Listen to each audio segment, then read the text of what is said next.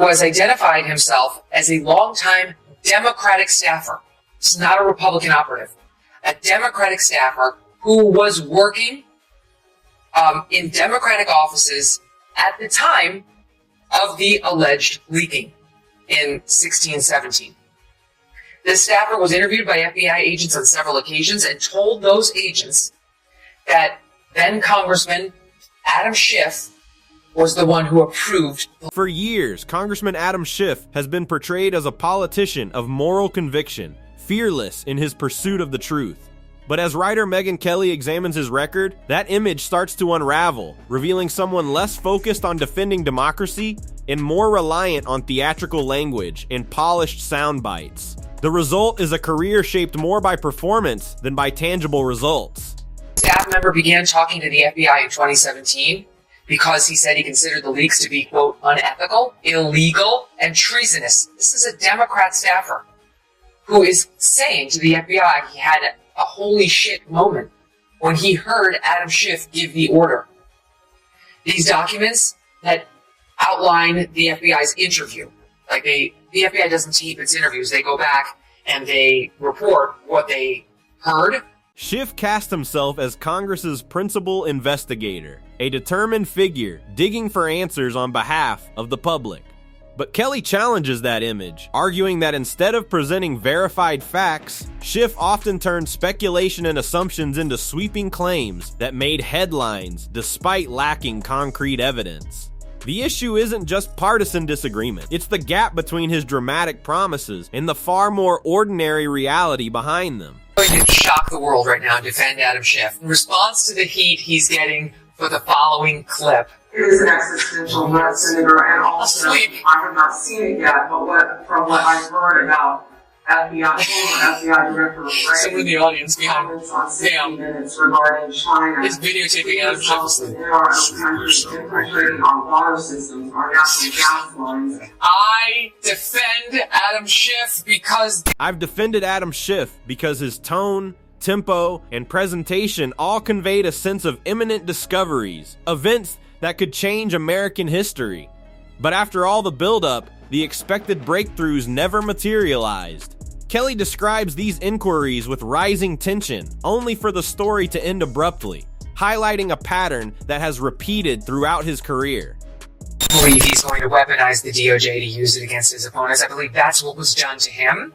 Though, as we discussed with Alan Dershowitz in that now famous clip that went around where I said we need Steve Bannon, I'm not totally opposed to it. I'm going to be honest. Who would cry a tear if Adam Schiff actually got some sort of hassle thrown his way by the... She argues that, rather than truly seeking the truth, Schiff's approach relied on ambiguity, hinting at conclusions instead of delivering them, to drive national conversation and capture media attention. Kelly suggests that the ambiguity itself became a strategy, sparking debate by planting subtle references and allusions rather than presenting solid facts to the public. Stated, the group would leak classified information which was derogatory to the President of the United States, Donald J. Trump. Schiff stated the information would be used to indict President Trump. The whistleblower stated this would be illegal, and upon hearing his concerns, unnamed members of the meeting reassured that they would not be caught leaking classified. Kelly's study also highlights Schiff's unwavering optimism, even in the face of unmet expectations. Many politicians would retreat when their claims are challenged. Schiff, however, did the opposite. Kelly argues that he continued making new allegations, perhaps relying on public fatigue or distraction to avoid scrutiny. He pardoned Adam Schiff at the end of his term, but unlike the one he gave to Hunter, it was a limited pardon. And it only spoke to J6 and his work on the January 6th Select Committee, so it would not immunize him from any of the claims you and I are discussing right now. Kelly expands her research by examining Schiff's public methods, his selective disclosures, brief statements, and carefully crafted messaging designed to gain attention rather than provide clarity. She portrays his congressional work as being tied more to media events and viral moments than to measurable legislative achievements. The result, she argues, is political theater over policy progress, raising the question of how much institutional trust was eroded by these high-profile disputes. Let's walk us through what the 302 reports that the FBI wrote up after their interviews with this whistleblower say. Yeah, so let's give you a sense of who this person is. We don't know their name because the name is redacted, but we know their career. They're a career intelligence officer. So they started in the executive branch as an intelligence officer, and then they get detailed to the Democratic side of the House Intelligence Committee. Eventually, this person inherits as his boss, Adam Schiff, when Adam Schiff takes over as the Democrat minority ranking member on House Intelligence in 2016. And they're working for Adam Schiff, and somewhere in the beginning of the Russia collusion false narrative building in America, he attends a meeting where Adam Schiff... Kelly believes Schiff's most significant stage was the impeachment process. She argues that while his leadership during the hearings drew massive national attention, the substance behind the spectacle never matched its weight. The language promised historic shifts, but the outcome fell short of the narrative surrounding it. Kelly claims this moment is a defining example of his career, where performance overshadowed tangible results. According to the legal experts I've talked to, he's only immunized for what he did related from January 6-4 to 2021. So these things occurred in 17-18. You've got the mortgage issue, which is also based on our reporting, a story we broke last October on the counting two houses as his primary residence to get better mortgage deals. Those would fall outside of the pardon, according to the legal experts who've looked at it. And I suspect if those get to the case of criminality at some point, that there may be some legal challenges trying to test that pardon. So Schiff regularly claimed he was the one ready to deliver solid proof of wrongdoing. Yet years went by with no significant findings, while his messaging stayed largely the same. Kelly portrays this as a recurring cycle: the promise, the warning, and the inevitable absence of concrete evidence.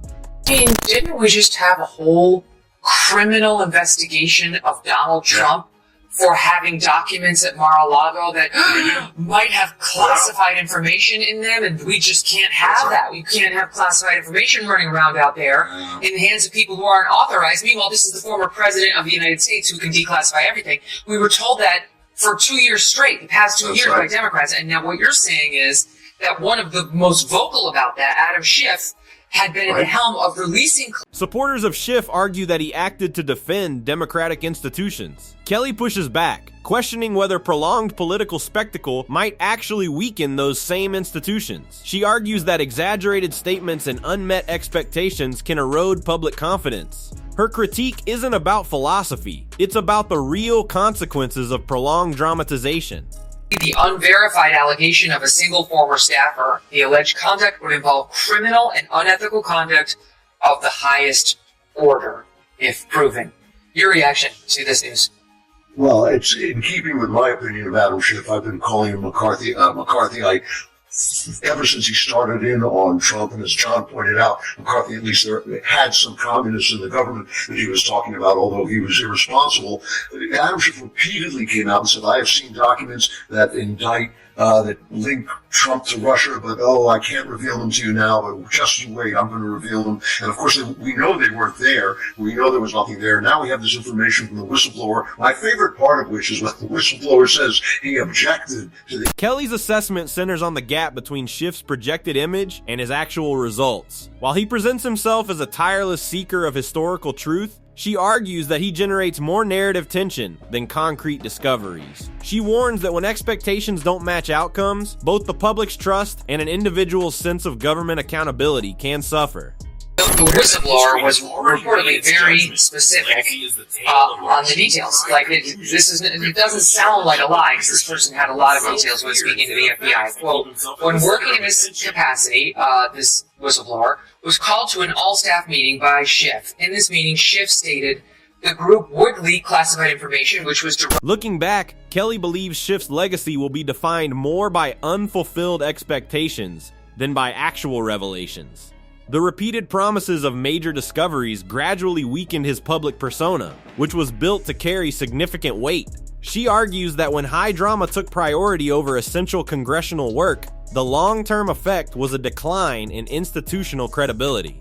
Whistleblower interview transcripts from the FBI, they're not exactly transcripts, they're FBI write-ups of the interviews that they conducted with a whistleblower who's a self-described Democrat working for the Democrats on the House Intelligence Committee, who worked for them, by the way, for 10 years, who says that he was there in 17 when he heard Adam Schiff say, we are going to leak classified documents and intel to the media with the hopes of getting... In her conclusion, Kelly returns to the theme of contradiction, arguing that Schiff's reliance on spectacle often overshadowed any real pursuit of truth. In her view, he became a symbol of how radical political narratives can thrive on theatrical exaggeration, obscuring real policy goals instead of exposing actual wrongdoing. She contends that his approach highlights the dangers of making grand, dramatic promises in an era where politics is increasingly driven by spectacle.